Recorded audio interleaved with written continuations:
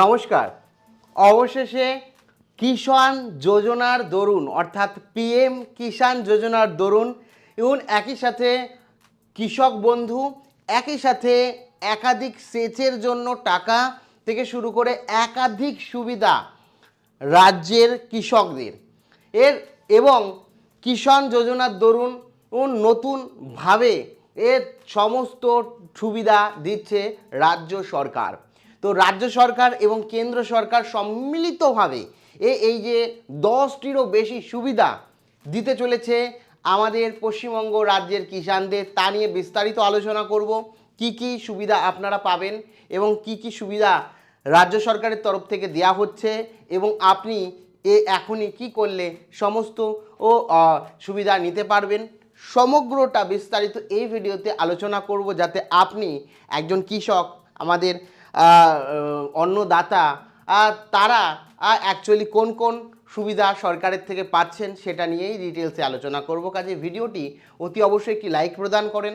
আমাদের পরিবারের সদস্য না হয়ে থাকলে এই যে সাবস্ক্রাইব বাটন রয়েছে কালো রঙের, সাবস্ক্রাইব বাটনে ক্লিক করে পাশের বেল আইকনে ক্লিক করে অল নোটিফিকেশানে ক্লিক করে রাখুন, যাতে সমস্ত ইনফরমেশন সবার প্রথমে পেয়ে যেতে পারেন। তো চলুন একে একে দেখে নিই যে কিষাণদের জন্য রাজ্য সরকারের তরফ থেকে বা নতুন সরকারের তরফ থেকে বা ডবল ইঞ্জিন সরকার অ্যাকচুয়ালি কি কি সুবিধা দিচ্ছেন। এখানে আলোচনা করি বাজেট 2026 কৃষকদের জন্য মূল স্তম্ভ রয়েছে। প্রথম হচ্ছে আর্থিক অনুদান বৃদ্ধি করা হয়েছে, ঠিক আছে। কৃষক বন্ধু পিএম কিষাণ এর জোড়া সুবিধা আপনারা পাবেন, যেখানে আপনাদের আরবিআই ইউএল কি হচ্ছে এর মাধ্যমে সম্পূর্ণভাবে কাগজবিহীন প্রক্রিয়ায় 15 মিনিটে ডিজিটাল কিষাণ ক্রেডিট কার্ড আপনারা পেয়ে যেতে পারবেন। একই সাথে 100% স্বচ্ছতার মাধ্যমে যারা এই মুহূর্ত ভুয়ো রয়েছেও ও মৃত রয়েছে তাদেরকে বাদ দিয়ে যে সমস্ত কৃষক ভাই বোনেরা আমাদের জন্য দিনরাত পরিশ্রম করে আমাদের মুখে অন্ন তুলে দিচ্ছেন, সেই সমস্ত অন্নদাতা কৃষক বন্ধুদেরই কিন্তু জন্য এই প্রকল্পের কথা ঘোষণা করা হয়েছে। এবার বলে রাখি, এইটা নিয়ে অনেক কনফিউশন রয়েছে কৃষক বন্ধু নিয়ে। প্রধানমন্ত্রী কিষাণ যোজনা কিন্তু প্রত্যেকে পাচ্ছে, যেখানে এক্সট্রা বেনিফিটও দেওয়া হচ্ছে, যার কারণে কিছু জন তো 9,000 টাকা অ্যাকচুয়ালি পাবে। তো এখানে প্রত্যেকের বিষয়টা বলে রাখি। প্রথম, কৃষকের রেকর্ড বরাদ্দ বাজেট 2026 কৃষকে কিন্তু রেকর্ড পরিমাণ বরাদ্দ করা হয়েছে। প্রায় টোটাল বাজেট যদি বলি, এখানে দেখতে পাচ্ছ 8,556.84 কোটি টাকা কিন্তু দেওয়া হয়েছে। আর কৃষি বিজ্ঞাপন বিভাগের জন্য টোটাল 364 কোটি টাকা ধার্য করা হয়েছে। মানে বুঝতেই পারছো, কৃষি বিভাগের জন্য প্রায় কৃষকদের জন্য 8,565.84 কোটি টাকা বরাদ্দ হয়েছে, আর মার্কেটিংয়ের জন্য এটা। এবার এখানে বলে রাখি, লক্ষ্য কি, শিল্প এবং কৃষককে সম্মান অগ্রাধিকার দিয়ে গ্রামীণ অর্থনীতিকে আরও শক্তিশালী করা, এটাই কিন্তু রাজ্যের সরকারের প্রধান এই মুহূর্তের লক্ষ্য। এবার বলে রাখি এখানে যে ঋণ ব্যবস্থায় ডিজিটাল রূপরেখা। প্রথমেই বলে রাখি, পুরাতন পদ্ধতি কী ছিল, একগুচ্ছ কাগজ ছিল, দীর্ঘ সময় আপনাকে অপেক্ষা করতে হতো, যার জন্য ঋণ পেতে ন্যূনতম 15 দিন বা তার বেশি, অনেক ক্ষেত্রে 2-3 মাসের সময় লাগতো। তো এখন আপনাদের কৃষক যারা রয়েছে, যারা শিল্প উন্নয়ন করতে চাইছে, তাদের কিন্তু সেরকমভাবে আর সময় দিতে হবে না। মাত্র 15-20 মিনিটের মধ্যেই আপনি আপনার ক্রেডিট কার্ড হাতে নিয়ে ঋণ পেয়ে যেতে পারেন। কিভাবে? নতুন পদ্ধতি হয়েছে, ডিজিটালভাবে কেওয়াইসি করবেন, আরবিআই ইউএলআই ইন্টিগ্রেশন করেছেন, যেখানে আপনাদের সম্পূর্ণ কাগজবিহীন, কোনো কাগজ ফিল আপ করতে হবে না, কিচ্ছু না, অনলাইনেই সমস্তটা আপনি করবেন এবং 15 মিনিটেই আপনি অনুমোদন পেয়ে যাবেন। এবং যেখানে কি হচ্ছে, কৃষকদের ব্যাংকে না গিয়ে সরাসরি মোবাইল থেকে ঋণ দেওয়ারও সুবিধা করে দেওয়া হচ্ছে। মানে অনলাইনে আপনার ফোন দিয়েই ঋণ নিতে পারবেন এবং ফোন দিয়েই কিন্তু টাকাটা ফেরত দিয়ে দিতে পারবেন। এই সমস্ত সুবিধা কিন্তু দেওয়া হচ্ছে কৃষকদের। এবার যার জন্য সবথেকে বড় সুবিধা, 15 মিনিটের মধ্যে আপনি আপনার ঋণ নেওয়া টাকা আপনার অ্যাকাউন্টে পেয়ে যাবেন এবং আপনি ফোন থেকেই সেই সমস্ত পেমেন্ট করতে পারবেন, আপনাকে কোথাও ছোটাছুটি করার প্রয়োজন নেই। ডিজিটাল ভারত, ডিজিটাল ইন্ডিয়ার এই নতুন অভিনব প্রকল্প পশ্চিমবঙ্গের জন্য চালু হলো।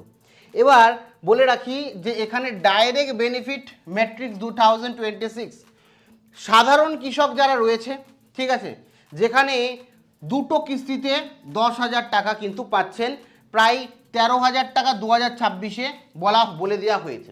এবং যারা পিএম কিষাণ যোজনার দরুন উপভোক্তা রয়েছেন তারা কেন্দ্র থেকে 6,000 টাকা পেতেন।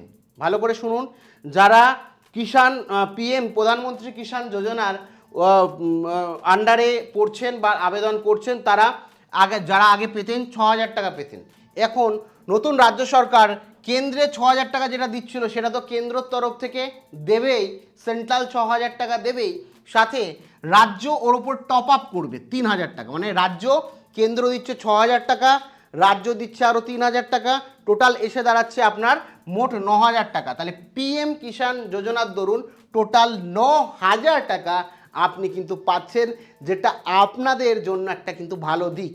ঠিক আছে, রাজ্য সরকার 6,000 টাকে 9,000 করে দিয়েছে, রাজ্য সরকারের নিজের তরফ থেকে আরও 3,000 টাকা টপ আপের মাধ্যমে। ঠিক আছে, এবার ভূমিহীন কৃষক যারা রয়েছেন তাদের কিন্তু 4,000 টাকা দুটো কিস্তিতে দেওয়া হবে, যেটা কোনো রকম পরিবর্তন হয়নি। যারা ভূমিহীন কৃষক রয়েছেন, এর মানে যে কৃষকের কোনো রকম জমি নেই, তাদের 4,000 টাকা যেরকম দেওয়া হচ্ছিল সেই রকমই 4,000 টাকা কিন্তু দেওয়া হবে। ঠিক আছে, আর যাদের জমি রয়েছে পর্যাপ্ত ও তাদের ক্ষেত্রে কিন্তু এই বিশেষ করে এখন সবথেকে বড় রাজ্যে সরকারের নতুন সরকার আসায় প্রধানমন্ত্রী কৃষক যোজনাটাকে সবথেকে বেশি গুরুত্ব দেওয়া হচ্ছে এই ডবল ইঞ্জিন সরকারের মাধ্যমে। তো এক্ষেত্রে বলে রাখি যে রাজ্যের বর্তমানে কোনো প্রকল্প বন্ধ হয়নি এখনো পর্যন্ত, যে তথ্য, কৃষকরা একসাথে কিন্তু সব সুবিধা নিতে পারে। এবার বন্ধ হয়নি, অনেকে আবেদন করতে পারছে না, এটা একটা প্রশ্ন রয়ে গেছে, কিন্তু সরকারি ঘোষণা অনুযায়ী এখনও কোনো প্রকল্প বন্ধের ঘোষণা করেনি, ডাইরেক্টলি বলেনি এই প্রকল্প আর দেওয়া হবে না, এটা কিন্তু ক্লিয়ার করে দিই। হ্যাঁ, অনেকেই বলতেই পারেন যে না, এখানে অনেক এরকম প্রকল্প রয়েছে যে প্রকল্পগুলো এখন চালু নেই, শুধু প্রধানমন্ত্রী কৃষক যোজনায় চালু রয়েছে। তো এখানে বলে রাখি, প্রধানমন্ত্রী কৃষক যোজনা তো চালু রয়েছে, আবেদনও করতে পারছেন, কিন্তু এখানে বাদবাকি যে যোজনাগুলো রয়েছে সেটা ফিক্সডভাবে বন্ধ করে দেওয়া হয়েছে এরকমও কিন্তু কোনো অনুমোদন নেই।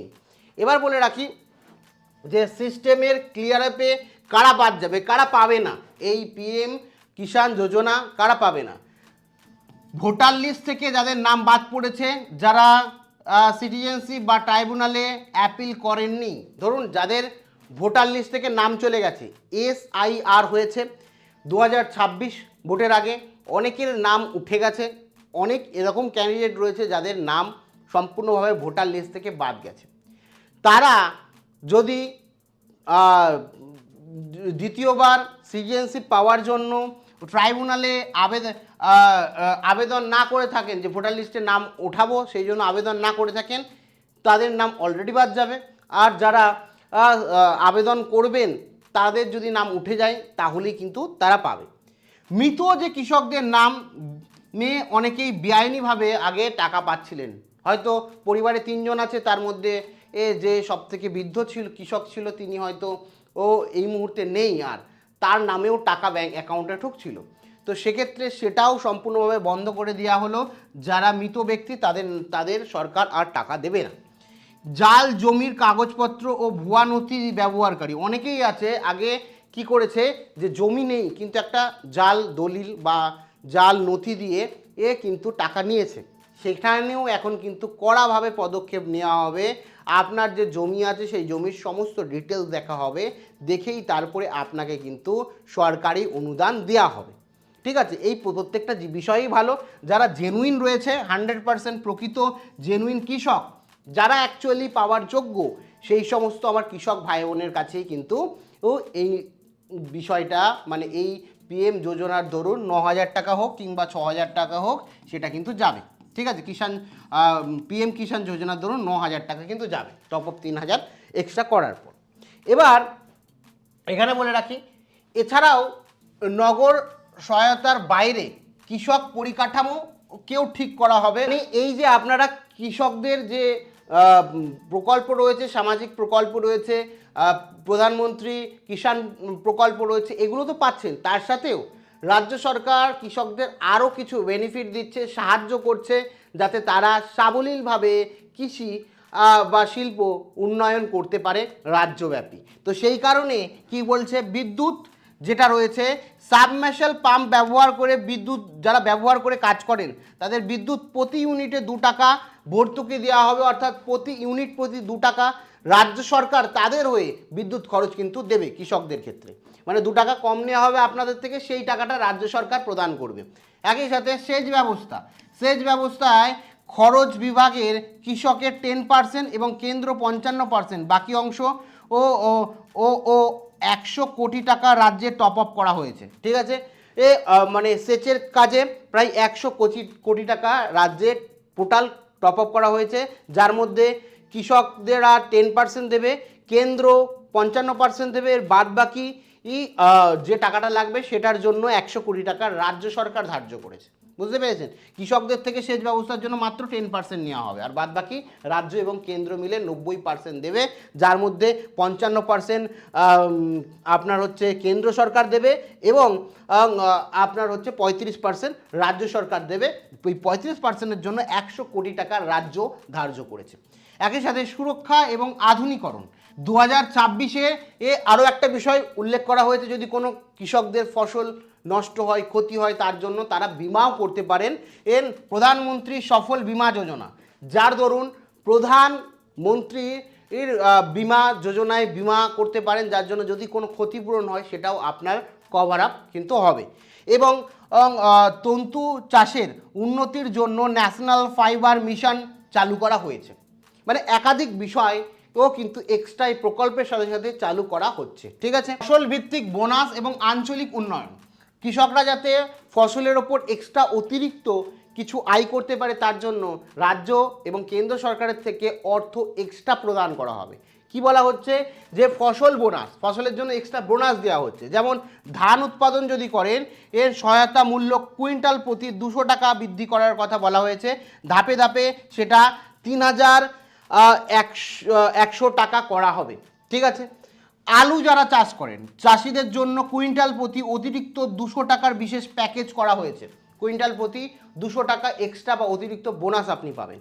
এর একই সাথে সুরক্ষায় বলা হয়েছে, কৃষকদের লাভজনক দাম নিশ্চিত করতে পিএম আশা এই আয় সংরক্ষণের অভিযান করা হয়েছে। মানে পিএম আশা এর দরুন প্রত্যেকটা ফসলের উৎপাদনের জন্য কুইন্টাল প্রতি একটা সামান্য অ্যামাউন্ট, সেটা 200 টাকা থেকে শুরু করে 3100 টাকা পর্যন্ত হতে পারে, সেই অ্যামাউন্টটা অতিরিক্ত বোনাস হিসাবে কেন্দ্র সরকারের তরফ থেকে রাজ্যর কৃষকদের জন্য দেওয়া হবে।